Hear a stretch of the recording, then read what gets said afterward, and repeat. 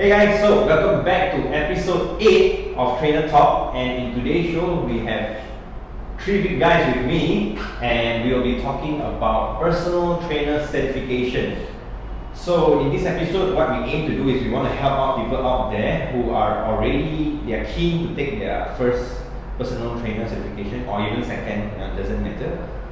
And we hope this episode will help to answer a few questions out there, because a lot of people have been asking us like, what's the difference between this cert? Should I take this one? How should I start? Right? And yeah, so I think that's the main purpose of the show. So before we get into that, maybe a little bit of introduction, because all of us are from different kind of backgrounds in terms of certification, right? So let me start first. I am Aren. I'm a certified personal trainer. I'm also a certified strength and conditioning specialist.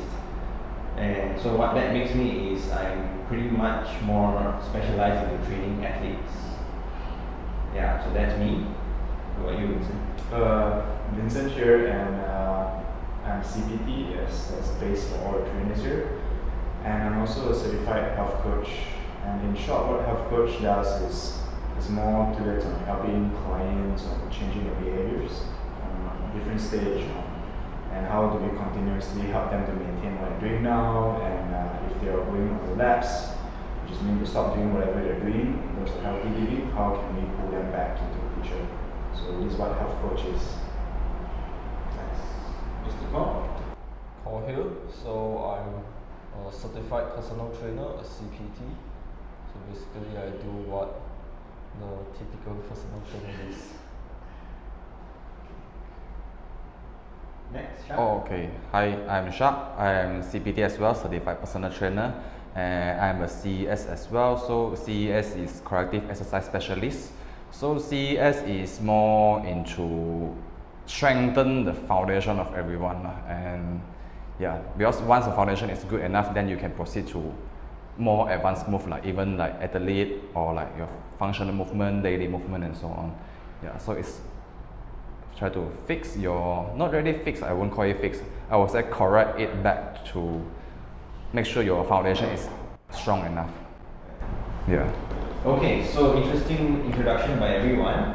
But before we get into all this fancy or different kind of certs and whatnot, I think we should start with the very basic first.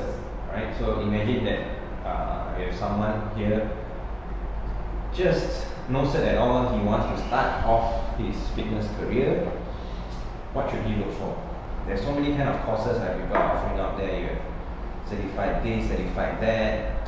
So what is the best, in your opinion, that first time trainer should look for? What do you think, Vincent? What do you think? So last time, I didn't have time to think. So if personally, I would go for a recognition certification. So it would best if it's worldwide recognized. So something that I've been enrolled in is actually American Council of Exercise. So that is something that I would go for first before I consider on the practicality of it. I would consider on the recognition of it, or they call it Accreditation. Accreditations. Because I think that what personal trainer needs, which is recognitions. Yeah, that's my part. So for you guys who don't know what accreditation, it's basically once you take an exam, the cert that they provide are heavily recognized by, and also they have a separate council, right? I think in the US it's called the NCCA. So it's a National Commission of Certification. So they do a lot of check and make sure that your syllabus, your exams are all at a certain standard and level before they even get that stamp on their cert, right? So another thing that you guys don't know is all of us our base CBTs are all from ACE, like what Vincent mentioned now, and ACE is accredited by the NCCA. Yeah, so a bit of info for you guys at home. How about you, Mr. Khor? What do you think a fresh person interested in fitness want to take the next step, help people out there? What should they do? Well, first, might want to decide whether you want to be a personal trainer or group trainer, because there are different certificates for that. And of course, as long as they are accredited by the NCCA, which means they are definitely up to a certain level, and you can go for a CPT or group fitness instructor cert under any whichever organization you like. There are many out there like ACE, NASM, ACSM, just to name a few. I think that's a good point, because some people are confused between the difference of a personal trainer and group class fitness instructor, right? So those are probably two different worlds, which some of you might not realize. Good point. What about you, Aren? What do you think? But we are talk more to personal training Yeah, part. for today's purpose, it's training form, so personal trainer form. Yeah, I think the CPT itself is the basic entry that for every personal trainer who looking forwards to become a real personal trainer. I think CPT is the entry level of it already, just to make sure you know what you do. Yeah. Okay, so CPT is the foundation. I think we all agree here that everybody should have. So on that point, on that note, right, there's a lot of other companies that do all these certs, like what Khor mentioned earlier. There's ACSM, ACE, NASM, NSCA, all these fancy letters. Maybe we can help people understand what's the difference between all these companies, and what's the difference. So mainly, Vincent is ACE basically. I am ACE and NSCA. Sharp is NASM background. So what's the difference between all these companies? Maybe we can help to understand more. I think it's just different protocol, but their end goal is still protect the public, get injury from exercise. I think just injury prevention. injury prevention. Yes, sorry. Prevent them to get injury. So I think it's just different protocol, if you ask me. Because I'm not really from NSM CPT. I just go to the CES course, and so I'm not sure what it's inside about, but what I know is that they're using the different model. So different model, but their end goal is still trying to protect people from harm only. So just different method. Different methods. Yeah. How about you, Vincent? For the ACE, right? So ACE, from my understanding, I think the ACE is one of the companies that touch a lot about building rapport, human connection, understand psychology, behavior, and they're more focused on that, right? But for NSCA, I can't speak for NSM because I don't know much about them, but I know they have the OPT model. Which focuses a lot on stability, right? An assessment part. And as for NSCA, they are a lot. They focus a lot on athletic kind of stuff. So very, very, very precise on the technique of how you perform the exercises. Right? But for ACE, they are much more on the human connection side. So, you want to share some thoughts? How does ACE stand out from? So far, I didn't take under ACE, so I can't make the comparison. Okay. As I don't really have Do you agree with what I said? They are more focused on the human. Yes. ACE would be more to it on human connection, as how they're always focusing on, regardless is on even on the most basic ACE certification, which is a personal trainer CPT. They really cover a lot of behavioral aspects. Not to talk about health coach, even as basic level of CPT. They really try to consist a lot of context, talking about how behavior works of people and how we actually help the person. It's more on the soft skill part, and more than that, they also covers a lot of the assessment part and so on. But the similarity between, from what I'm getting, health coach and also CPT, both they cover a lot of the people part. I see for ACE, what they're focusing on is on. So that's an interesting point that you just made, because this morning I just had breakfast with Sharp and one of our ex-students, so he's working in another place, right? So what the kind of problem that he's facing, he told us that his clients are always cancelling on his sessions, right? So when you have certifications or programs that help you a lot on the exercise, like okay, this is the best way to squat. You should focus on feet stability, have super mobility, programming until there's no error on your programming. But all of this will not matter if your client, you don't even have the ability to get your client to come to training, you see. So I think that piece of puzzle is sometimes missing in a lot of certification. Right? You guys agree? Right? So yeah, it's interesting. Who's wrong with health coach more? Yeah, Okay, good.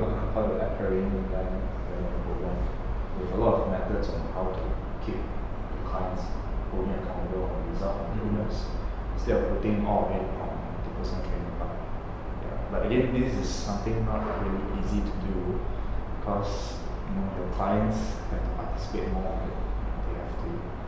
There's a lot of ways to do it. Like you can write it down, or you can make something like agreements. Like, I think you guys talk about behavior contract, something like that. A lot of trainers, they don't really implement that. The PT session that we started off by signing some waivers, from consent, and then you get the payment and you just start. Maybe behavior contract is something that we can start it out with. You want to explain a little bit on behavior contract since listening you have. But CS, do they even touch on all this? No at all, because CES actually is just focusing on the very specialized already, yeah. So it's not even talk about report and so on, like communication, behavior. Yeah, they are talking about the human body itself basically. So it's really focusing on. I would say you need to make sure that you are clear on every single body part. Yeah. Human anatomy and physiology. Yeah, yes. So mostly that kind of thing, yeah. Because the CES is, that's why they call it specialist. It's really specialized on that thing only. It's very specific. So I think we'll talk about the specialist certs later on, like health coach CES. It's much more of a further step already. So I hope you guys understand a bit more about the CPT, right? And I think one thing that all these certs have in common is you have to actually pass a examination before you can actually get the cert. Whereas some courses out there you don't really need to, you just attend and you get cert right after that. Right? So one more question before we go into a break, which is what do you guys think of all these courses that do not require you to take any sort of exam? Like you just go, you pass, and then yeah. What do you guys think of those kind of courses? Attendance.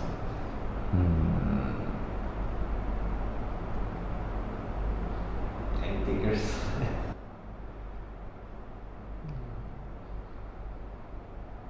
Still a good way to learn something new, if you ask me. Yeah, but it doesn't prove anything.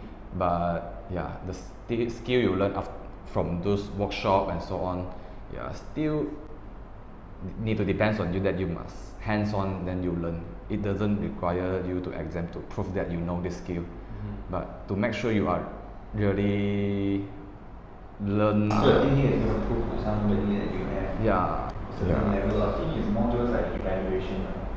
Everything Yeah. next is baseline. You're not reaching a threshold. Obviously, you're not qualified to be that person. Just like we have SPMs and the diploma. If all those certification or all those degrees or even diploma, they don't require any exam, right? I guess everyone on the planet will actually have a degree now. That's an easy way of getting certified, getting paper. So it will make it even more useless. Even though with degree we know that we have to go through exam and so on, even though after you got a piece of paper, it still doesn't really improve much. But can you imagine if course or program that doesn't require you to go through an exam, the piece of paper you're getting afterwards is going to be even more not applicable. That being said, also I think there are a lot of courses out there which doesn't have examination, but they're still pretty good. Like what about Chuck? I think there's a lot of things you can learn.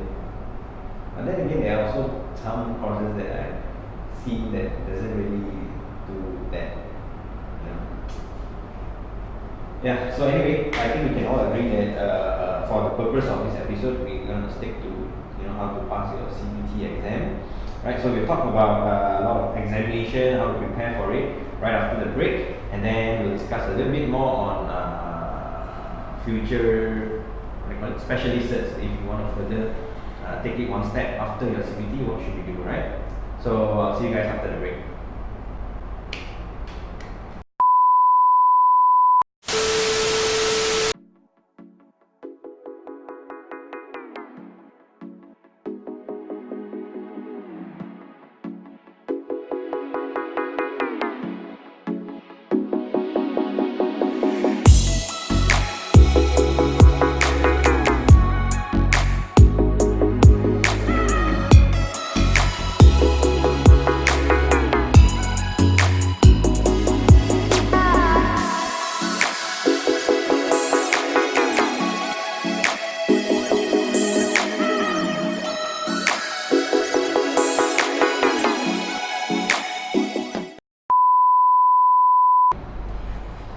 Alright, hi guys, so welcome back from the break, and now we're going to talk about how to prepare for an examination. So all these CPTs that we talked about earlier, all these applications, they have a certain exam.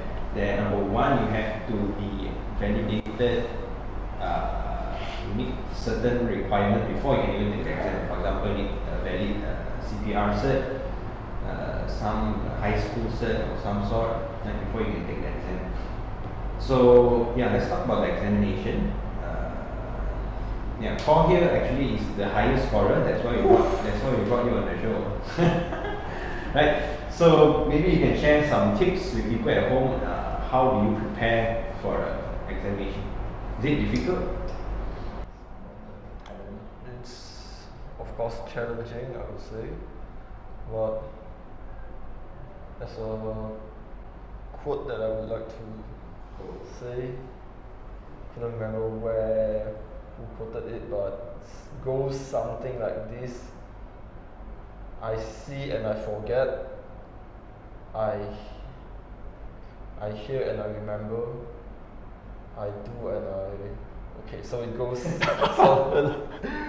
so in essence is, if you just read through something, you may not have a deep enough impression, so you must somewhat relate what you learn to yourself, or maybe you try to implement it on yourself, you give it a try yourself, you test it out with somebody else or on yourself. So this will definitely help you have a deeper and longer lasting impression, so that more than likely, as you've applied it yourself, you know how it works, why does it have to be this way, that way, and surely that will definitely help you a lot more in the exam. So that's the best way to prepare for the examination, to have a client. So in your words, like you have to have experience being a trainer first, then. But he mentioned he can apply to himself first, right? Yes, Yeah, that's why I think. Okay. I think it depends. But personally, I actually failed the test the first time I wrote it. But if I'm now looking back, if with some experience on field as a personal trainer, with what Khor mentioned just now, I think I will pass it gracefully in the first round instead of going through. It's okay, failure is part of the process. Yeah. But what you say actually makes sense. For some people, they are much more practicality, they need to be on hand in order to learn it. But some people, maybe they're focusing much towards studying. It actually depends on what kind of learner you are. But this is interesting, right? This is like a catch-22, it's like a chicken and egg problem. You got to get the cert first before you train the client. But now you got to get the client first before you take the cert. So it's like, which one comes first? It's like, those job applications, you need 2 years for a fresh graduate, you need 2 year experience. But how are you going to get experience if you're just a fresh graduate? So it's kind of similar. What do you guys think? Because in fitness industry in Malaysia, you still not need to require a CPT cert to become a personal trainer. Yeah, so break the law. yeah. Standard of entry is quite relaxed. Most of the time, What it is doesn't the even standard of require. Yeah, I think what is the standard of entry? It's more like just a basic SPM. Do they need SPM? Or maybe somebody will have. Yeah. I know, but that's a sad thing. That says a lot about the standard of the industry in whole, and that's something we really hope that we can change one day. But as of now, have certain level of ethics before you even consider, because you're dealing with a human life. Imagine if someone else dealing with your own family member or something, you wouldn't like if this person is not up to a certain level. Just like a doctor without any qualification. Yeah, Still need to it's of course the industry that has been. Still need to start somewhere, no matter how. lah. Yeah. So I think it's a very complicated area to be in fitness industry at this point of time, because it's so new. I think about 50 years ago this job never even existed. It needs some time to build up itself, I guess. Okay, so where were we just now? We were talking about exam, get some preparation, real life, hands-on. What about you, Shah? How do you think what's the best way for someone to prepare for a fitness certification exam? I think I agree on what Vincent said just now. It depends on what kind of learner you are. Yeah, you need to understand yourself which method you learn the best. Yeah, so I am more into the practical part as well, but yeah, sadly I take the CPT certs before I am a trainer. Yeah, so I completely have no personal trainer background. It's not wrong. Still pass it. Yeah, and then that time actually it's like my head is just booming like that, too much information, too much terms and so on. Yeah, that's time basically I use my own body as an example on the biomechanical part, the anatomy part, which about our body one. But the rapport building, communication itself, I would say from working experience, yeah, you still learn from it lah. So still okay. So definitely someone with working experience has an advantage in the exam. Yeah, because it is sort of common sense lah. Common sense, like it cannot be someone say hi to you and then you just don't give to that person, right? Yeah. So common sense need to be there, and then that time my struggle is more into technical part lah. Theoretical part and technical. New words, new Yeah. terms, Yeah. So for me it's memorizing and apply on my own body. Yeah. Right, so for you guys at home who don't know, the exams are normally MCQ. MCQ means it's A, B, C, D, you choose the best answer, and you do it in a place with a third party monitoring you usually. And so you have no connection whatsoever to the company itself. So anyway, yeah, so it's MCQs only, right? But I heard recently there are videos that are included in the exam questions already. I think your latest one to take the exam, is it? Yes. So they put in videos that. Yes, it's a video, but still it's a multiple choice question. So what? Pick the best answer kind of based stuff on they the show on the video. video? So it will be something of an assessment. Right. Assessment on certain So movements. is it correct or not? Yes. What's wrong with the movement? Such and such. Progress. Because during my time it's just pen and paper, so Because it's no no different methods. yeah. You're not doing CBT. I think CBT. CBT? I'm doing CBT. Yeah. CBT or Yeah, computer maybe based. But I know there's a pen and paper, but it's a CBT. There's an option you can choose. At that time you can choose which one you want to do. I chose the pen and paper. Malaysian lah.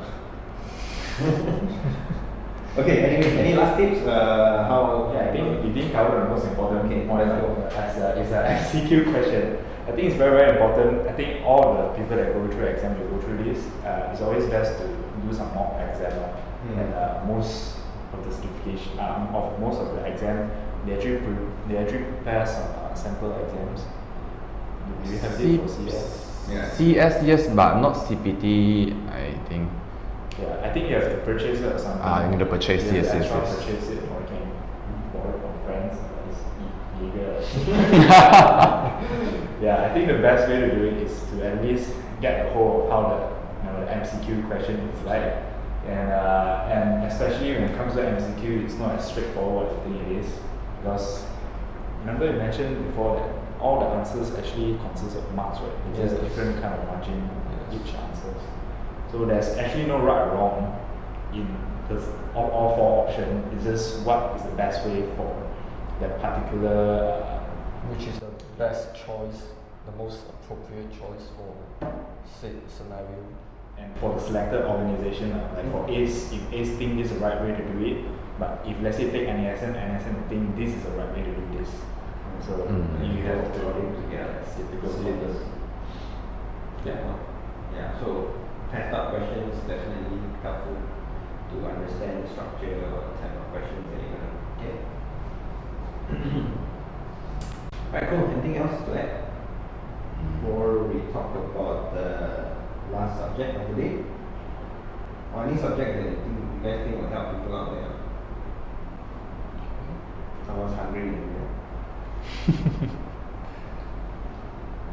Okay, if none, then I think the last thing we want to touch very lightly is just specialization.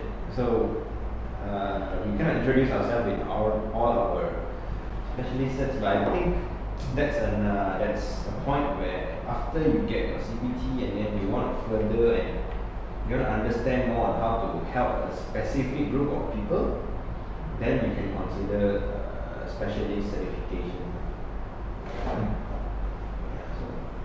Any thoughts on specialization? Being of coach is not a specialization. Is it? It's like a whole new thing. Like group instructor, Okay. CPT, More coaching. Yeah, it's an entire new career. So, and out from this. Right, so it doesn't talk about exercise at all. No. It's really just more behavior. Like how health coach like play in the picture, right? They're actually in between of psychologists. They're in between of doctor, physician or even physiotherapy, and then health coach is in between, and then after that it's personal trainer at the end. So health coach is technically like the center man of these two parties of exercising and medication, and how does health coach actually bring a person into exercising, persuade them into exercising, or change them really into exercising. So it's like actually it's a different kind of career. More like a psychologist. Like Something like that. helping those people from pre-contemplation and contemplation move on to the action part. When the action part and then move to the personal training, do their job, and then when relapse, and then go back to health coach again, is it? Technically, it's like another coach that monitoring you. You will continue practice a healthy living or not. So that's what a health coach is. Maybe you can use this in much more complex place, like a very well established hospital. They do have this in hospitals. But not, I don't think Malaysia is there yet. So in Malaysia, CPT, you sapu everything, I guess. Because, Cover everything. and that's not really the right way. I mean, more developed systems, I'm sure there's better ways. That's why they come up with all these kind of different scripts to help different areas. Okay, so I think, anything else you guys want to add? I thought we were about to talk about advanced certificates. We left to You want us to go in a bit more? So like I said earlier, mine is certified strength and conditioning specialist. So I think it's somewhat like the CPT, but a little bit more deeper. It's a further CPT, I would call it. So so after you know how to handle the basic level clients, you then go to a more performance level kind of clients, which are typically athletes. So you can get your client to some level already. What's the next step? How to bring them even further? So the kind of things you tackle are more specific and detailed already. As I remember, the CSCS, so Certified Strength and Conditioning Specialist, requires that not only you have a CPT, but you must have a bachelor's degree in science. Yeah. So And the science. prerequisite for a CSCS is you need to have a degree, a 4-year degree, and not CPT. I don't think so. Yeah, you need a degree and a CPR set, of course, before you can take that one. As we keep on mentioning CPR, so do we have to cover why trainers or the specialists need CPR? I think there will be another episode. But CPR is necessary for everyone. Okay, it's super important. I think Not everybody really that- trainer, I Yeah, everybody in the healthcare industry has to do their CPR sets every 2 years. Renew it. Doctors, nurses, they need to know how to do CPR. Anyone in the healthcare industry, right? So, yeah. And these certs also, yeah. There's one more thing I want to add is these certs that we take, they come with a renewal period, so they expire every 2 or 3 years. Like, I think CBT is 2 years now. I know CBT is 2 years. And in the course of that 2 years period, you have to take what's called a continuous education credit, right, or CEC. Some people call it CEU, continuous education units. I think NSM calls it. CEO, yeah. Yeah, but same different, right? So yeah, I think that's good because it kind of motivates you to never stop learning. Make sure yourself updated. Yeah, keep yourself updated. Yeah. Okay, so I think it's 30 minutes. Let's wrap this up. If you guys have any questions, please leave it down below. And any last words before? Any final advice for people who want to take the cert before we end there? Consider KD Academy. Yeah. Yeah, true. We're having courses as well. But we're not here to promote them, we're just here to help you with your cert questions. Just do it. Just do it. Like he's, Yeah. Sharp, anything? after you pay it, you study it. So pay first. Just do it by paying, huh? Yes. Okay, good. Just do it by paying KD Academy. Alright, just aside, yeah, I think just do it because I think certifications, it's important to raise the industry as a whole and everybody needs to step up their game. And yeah, it's important for all of us, people who are passionate, to help people out there. And if you guys have any questions, yeah, like I said earlier, please shoot us because we are ready to help you. And that's it for today, right? Bye.